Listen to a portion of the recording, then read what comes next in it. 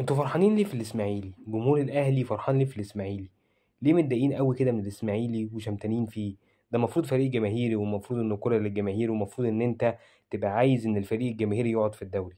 تعالى وانا اقول لك انا فرحان ليه في الاسماعيلي. مفتري طلحة: جماهير الاسماعيلي تتمنى الفوز الوداد المغربي ببطولة افريقيا على النادي الاهلي. دعوة من كافترية طلحة: حفلة بعد فوز الوداد، مشروبات وحلويات مجانا.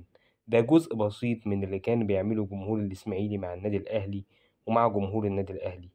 إن هم كانوا دايما بيشجعوا الفرق ضد النادي الأهلي، إن هم كانوا دايما كارهين وحاقدين على النادي الأهلي. ده غير طبعا المضايقات اللي كان بيتعرض لها جمهور النادي الأهلي لما كان النادي الأهلي بيروح يلعب في إسماعيلية، والضرب اللي كان بيتعرض له أتوبيس النادي الأهلي من جمهور الإسماعيلي في الإسماعيلية، والضرب اللي كان بيتعرض له جمهور النادي الأهلي في الإسماعيلية من جمهور الإسماعيلي. وتيجي تقول لي أنا فرحان في الإسماعيلي ليه؟ يا حبيبي، أنا أتمنى لك الأسوأ. أتمنى لك تنزل درجة رابعة. أتمنى لك ما تكونش موجود في الوجود أصلا. أتمنى لك الأسوأ.